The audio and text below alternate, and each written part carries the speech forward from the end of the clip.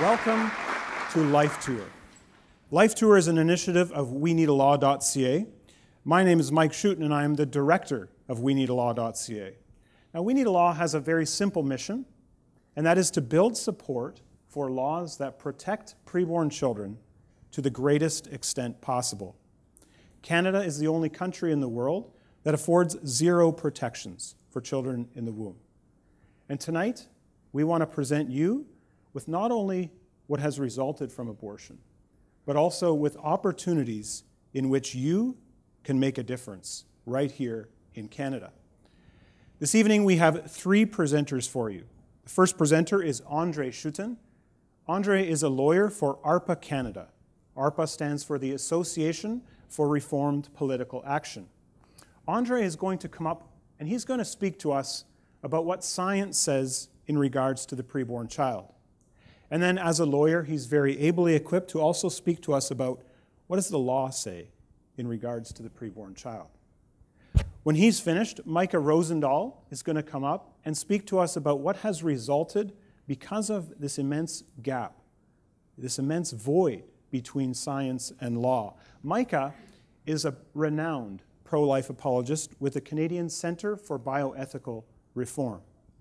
When she has concluded her presentation, then I will come up and speak to you about what you can do to help us ensure that steps can be taken to protect our preborn neighbors. I'm going to present you with three specific laws that we believe are achievable to be passed in our House of Commons within the next 3 to 8 years. I will conclude by giving you three specific action items in which you can help us make a difference. Please join me in welcoming André Schutten.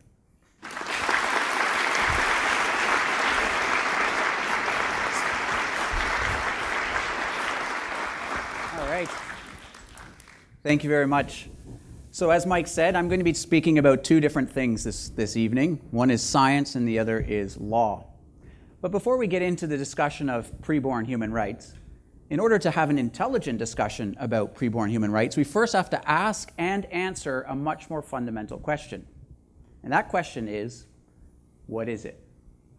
What is it? What is the preborn child? Once we've answered that question, we can have an intelligent discussion about preborn human rights. Now, I'm a Christian, and one source of authority I can turn to in order to answer that question is the Bible. The Bible actually has plenty to say about who the preborn child is, what our relationship to the child ought to be, and what the law's relationship to the preborn child ought to be. I've got about a dozen Bible texts up on that screen there. We don't have time this evening to go through all of them. I'm just going to highlight 4 for you right now. One text from Job 31 suggests that the preborn child is a member of the human family. They're one of us. And so if they're one of us, they ought to be treated like one of us. Another text from Exodus 21. There, from the law of Moses, it's made clear that there must be serious penal consequences for any harm caused to a preborn child, either intentionally or through negligence. And this is particularly applied to a third actor. So not the mother, but another person who causes harm to the mom and the baby. Another principle from Scripture is from Proverbs 24, where there it says that the preborn child needs to be spoken for. The preborn child is one of many vulnerable groups in society, and Proverbs 24 suggests to us, in fact commands us, to speak up for those who are vulnerable. And a last principle from Deuteronomy 24. There it says that the preborn child should not pay for the mistakes or crimes of her father. That makes sense, doesn't it? That only seems just and fair. So those are just a few of the principles from the Bible that tell us who the preborn child is, what our relationship to that child ought to be, and what the law's relationship to the child ought to be. But perhaps some of you here tonight are not Christians and you don't see Scripture as authoritative. Is there another source of authority that we can turn to, that we both see as a source of authority, in order to answer that question, what is the preborn child? And the answer is yes, there is. In fact, it's the sciences, represented here by this cool double helix DNA strand. So what do the sciences say about the preborn child? Well, there's 4 characteristics that the sciences can tell us. The first is the child is complete. The second is that she is unique. The third, she's living, and the fourth is she is human. So let's go through each of those together. First, the preborn child is complete. The science of embryology teaches us that from the moment of fertilization on, when egg and sperm fuse together, from that moment forward, the preborn child is a complete being. Another word would be whole. From that moment forward, all that child needs is time and a safe environment in which to grow. And that child, that zygote at the first stage, will develop into an embryo, will develop into a fetus, will develop into an infant, will develop into a toddler, will develop into a child, will develop into an adolescent, will develop into an adult, given a safe space in which to thrive and time. So embryology teaches us that that child is complete from the first stage forward. Nothing needs to be added to them. They only need to grow and develop. The second characteristic comes from the science of genetics. There we know that the preborn child is unique. DNA tells us that. In fact, the preborn child has her own eye color, her own hair color, her own blood type.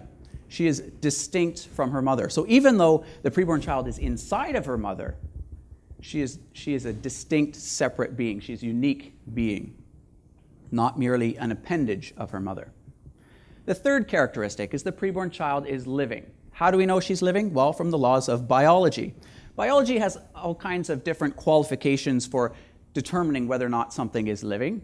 But the rule of thumb is that if it's growing, it's living. And the preborn child certainly is growing. From that first moment forward, especially in those first 8 weeks, that child is growing at a phenomenal rate. In fact, it develops from 1 cell into over 1 billion cells in the first 8 weeks alone. So certainly living, certainly growing. And the science of biology teaches us that. And the fourth characteristic is that the preborn child is human. How do we know she's human? Well, from the law of biogenesis. What's the law of biogenesis? Well, the law of biogenesis states that living things reproduce after their own kind. What does that mean? Well, let me give you an example. If we take a goldfish and we mate that goldfish with a goldfish, we will only ever get a goldfish. Very good. Law of biogenesis. Living things reproduce after their own kind. Likewise, if we take a male chicken known as a rooster and we mate that male chicken with a female chicken known as a hen, we will only ever get baby chickens known as chicks. Law of biogenesis. Living things reproducing after their own kind. Again, likewise, cats beget cats, dogs beget dogs. And when we take a male human being and that male human being reproduces with a female human being, we will only ever get, according to the sciences, a complete and a unique living human being. We will not get, as some pro-choice advocates have suggested to me, a blob of tissue. Nor will we get, as some other pro-choice advocates have suggested to me, a parasite. No, we will only ever get a complete and a unique living human being. So, as we've toured across the country, we're coming to the end of the tour now. I've had the audience repeat that back to me just to make sure that they know what we're talking about, what the sciences say the preborn child is. So, what do the sciences say the preborn child is? The preborn child is complete, unique, living human being. A little on the weak side. Let's say it again, but with a little bit more pro-life jazz, all right? What do the sciences say the preborn child is? The preborn child is complete, unique, living human being. Excellent. And not only do we know that from the laws of science, not only do we know that from really cool looking ultrasound pictures, we now also know that from videographic evidence. Check it out. 8 weeks marks the end of the embryonic period. During this time, the human embryo has grown from a single cell into the nearly 1 billion cells, which form over 4,000 distinct anatomic structures. The embryo now possesses more than 90% of the structures found in adults.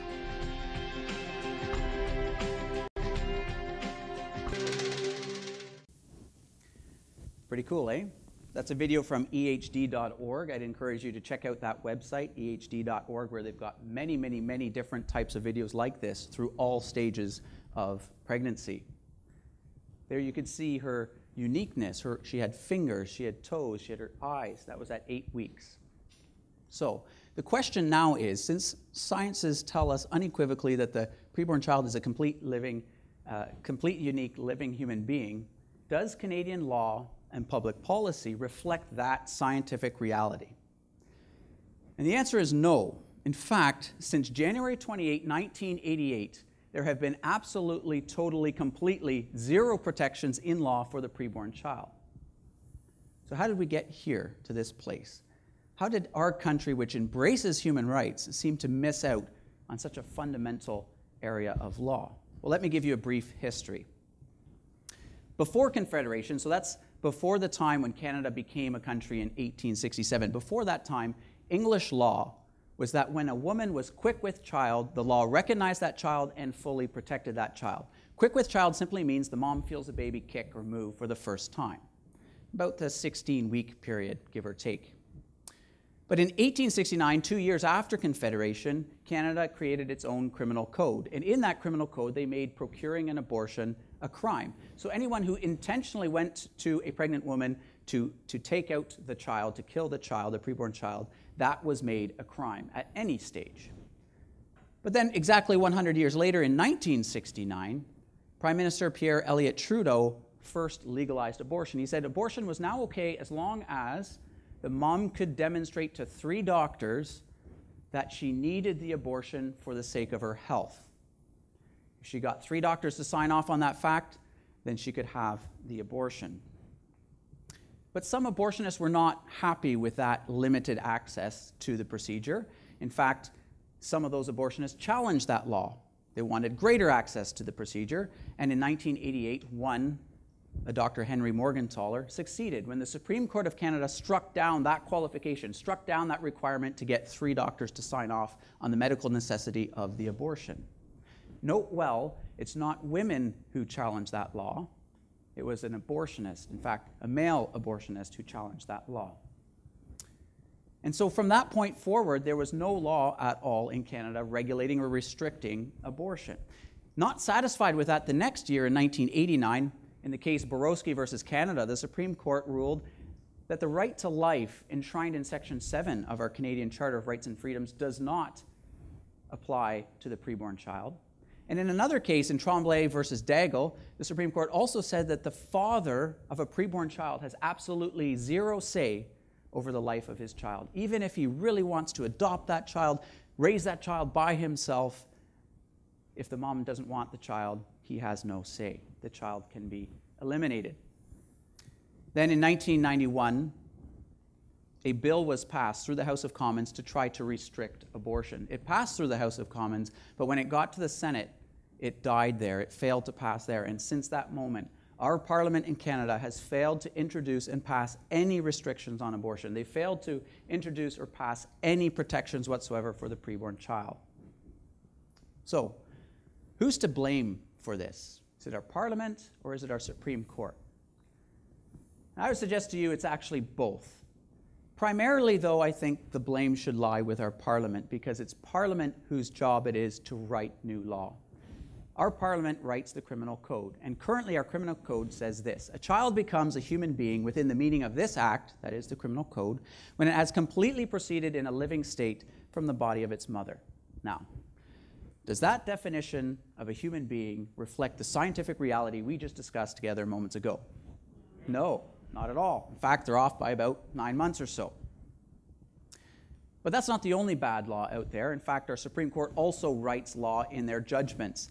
And in this case, in 1997, they said this, quote, "The law of Canada does not recognize the unborn child as a legal person possessing rights." Again, does that definition match the scientific reality we just discussed moments together ago? No. But some of you might say, well, wait a minute, Andre. The Supreme Court did not say that the unborn child is not a human being possessing rights. They said the unborn child is not a legal person possessing rights. So isn't there a difference between persons or personhood and humanity? Is there a difference between personhood and humanity? Well, my submission to you tonight is that whenever a society, whenever a court, or whenever a government separates personhood from humanity, bad things happen. I'm going to give you just 3 examples. There are actually many more. I'm going to give you 3 examples from history. The first, the Virginia Supreme Court said in 1858, direct quote, "In the eyes of the law, the slave is not a person. Now, by any sort of scientific measurement, was the slave in 1858, by any sort of scientific standard, a complete, unique, living human being?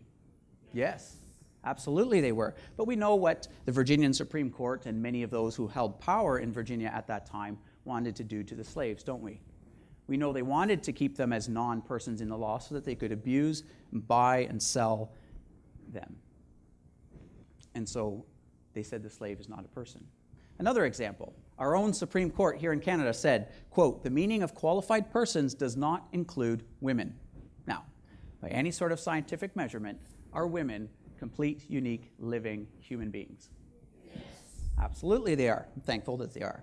But in 1928, the Supreme Court did not want women sitting as senators in our country, and so they said women are not persons within the meaning of the Constitution, and they denied them that right. The third example, perhaps the most atrocious, is from 1936, the German Supreme Court, where they said, quote, the Reichsgericht itself refused to recognize Jews as persons in the legal sense. Now, by any sort of scientific measurement, are Jews complete, unique, living human beings? Yes. Absolutely they are. But the Nazis of the time, and the German Supreme Court, which was full of Nazis as well, they ruled that they're not persons in law, and so they were able to exterminate, murder, annihilate 6 million Jews in a course of 4 or 5 years. And interestingly, perhaps, is that they did it all legally. They did it all according to the letter of the law, but their law said the Jew is not a person.